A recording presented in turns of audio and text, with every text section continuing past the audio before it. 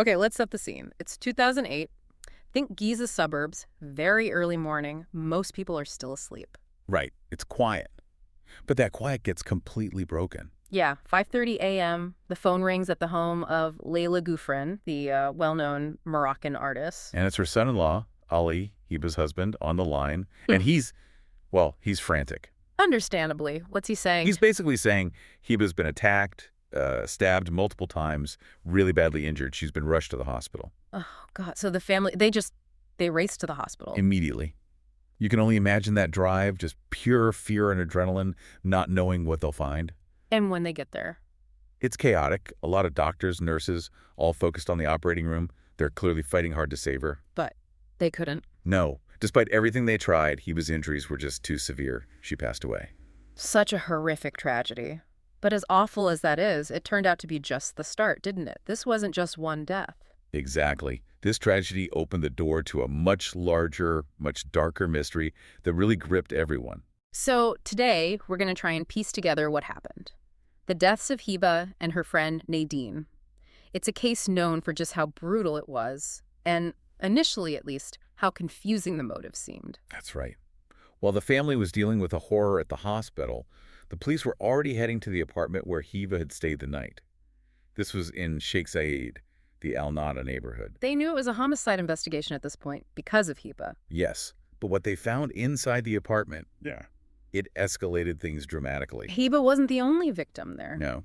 They found Nadine, Heba's friend from college, the one who lived there. She was also dead, on the floor. And the scene itself, you mentioned the brutality. What did they see? It was shocking, even for seasoned investigators. Nadine, like Heba, had multiple stab wounds. Her throat was slit, too. There's this other detail. What was that? A specific deep cut on her tongue. Very unusual. And the knife, what they later confirmed was the murder weapon, was lying right there near her, covered in blood. Wow. Okay, so 2 victims, extreme violence. The police must have initially thought this was maybe more than one attacker. That was the immediate thought, yeah. The sheer savagery, the chaos of it all. It felt like it could be multiple people. But then something didn't add up, right? The motive piece. Exactly. That's the paradox. They did a preliminary search of the apartment. You'd expect robbery, maybe. Especially with that level of violence, maybe a robbery gone wrong. But nothing was missing. Gold jewelry, cash, laptops, phones. Well, most phones. All still there. Untouched. So if it was robbery, why kill them so violently and then just leave everything valuable behind? Precisely. That just didn't fit. It made the police rethink everything. Maybe it wasn't random. Maybe it was personal. But targeted why? Did the victims' lives give them any clues? Who were they? Well, Nadine was living there alone, essentially. Her family was in Saudi Arabia. She was in Egypt for her studies. And Heba? Heba had apparently had a completely normal day before. Spent time with her mother, Leila Gouffren. No signs of trouble, no arguments, no indication she felt threatened. So no obvious enemies or looming conflicts. Not that anyone knew of. Heba had called her mom that day, just said she was going shopping, then staying over at Nadine's. And Nadine had people over earlier that evening. Yeah, some college friends. They left sometime between 10 and 11 p.m. Police checked neighbors, security guards. Nobody heard anything suspicious when the friends left or afterwards. It seems like the attack happened sometime after that, in the quiet. Okay, let's pivot to the forensics. This seems like where the case started to get some traction. Definitely. The physical evidence was crucial. First, how did the killer get in? Right, you said nothing was forced. Correct. No broken doors, no smashed windows. The only viable entry point seemed to be the balcony. It was a first-floor apartment, so climbing up wouldn't have been, super difficult. An easy way in, basically. Relatively, yes. Right. And inside, they found something important almost immediately. What was that? A piece of men's clothing, stained with blood, just left behind. Okay, that's big.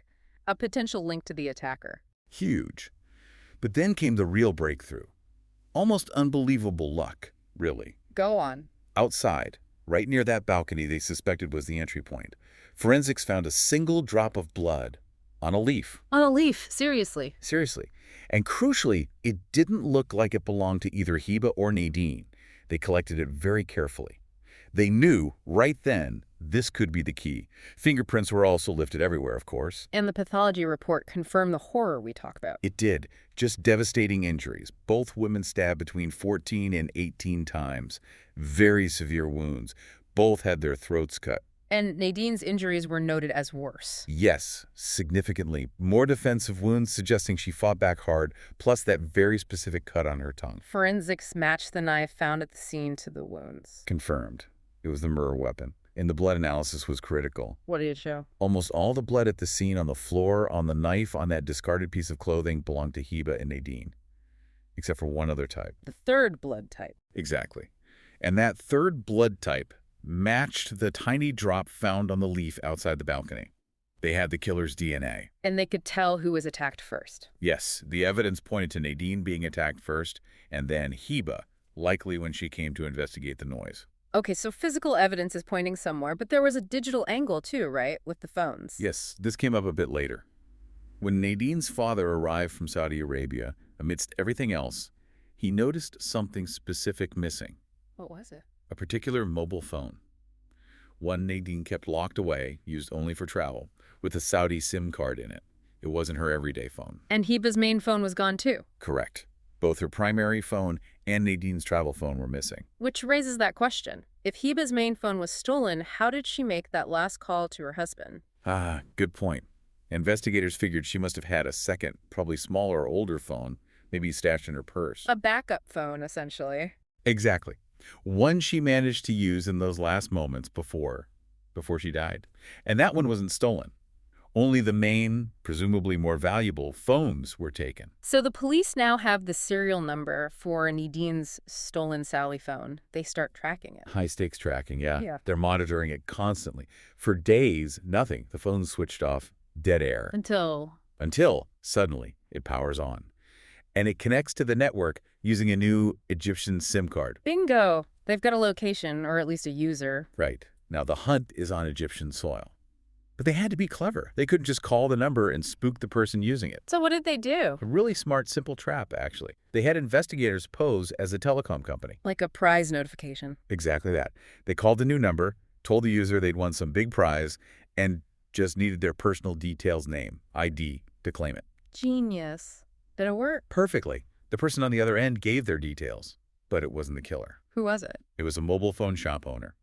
He explained pretty quickly how he got the phone. He said a local guy, a blacksmith or welder named Mahmoud, had traded it in a few days earlier.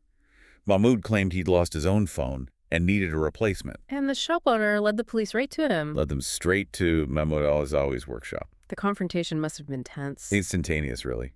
They found Mahmoud there, and he had visible injuries, cuts and scrapes on his hands, his face. Still fresh. Did he resist? Deny it? Didn't even get the chance, apparently. Yeah. The moment he saw the police, before they even asked anything, he just confessed. Just like that. What did he say? His immediate claim was that he only meant to steal. He never intended to kill anyone. He was arrested on the spot. Okay, so he confesses to being there, to the theft, but claims the murders weren't planned. Let's unpack his story, his planning. How did it link back to that initial confusion, the paradox? Well, it turns out he knew the area. About 10 days before the murders, he'd actually been working right there in the Al Nada neighborhood. Doing what? Installing iron gates, security features, ironically enough. So he was around observing. Seeing who lived where, who had money. Exactly. He noticed which homes seemed well off, like Nadine's family, the cars, maybe heard about money coming from Saudi Arabia. Yeah. He got a sense of the layout, the security, or lack thereof. I mean, he was having money problems. Severe financial problems, yes. He apparently even told some friends he was thinking about robbing a place to get some cash. And they encouraged him. Tragically, yes. They sort of pushed him towards it. So he decided to go through with it. He even bought a new knife beforehand. Specifically for the robbery. He claimed it was just for intimidation. To scare anyone if he was caught. Not to use it like he did. So the night of the crime, what was his timeline according to his confession? He got there quite early, around 4 p.m., scaled a wall on a less secure side of the compound, then hid in a nearby garden. Just watching the apartment. Watching and waiting. He stayed hidden until about 11 p.m., after he saw Nadine's friends leave. Then he made his move, climbing up onto that balcony and slipping inside. What happened then? He realized pretty quickly Heba and Nadine were still awake, moving around inside. So he hid again, behind a curtain, waiting for them to go to bed. And when they did? He came out, went into the kitchen first. He managed to find and steal about 400 Egyptian pounds. Which is Not a lot of money, right? Uh, Especially considering the risk. No, really not much at all. Maybe $60 back then. It's a tiny amount. So he has the cash.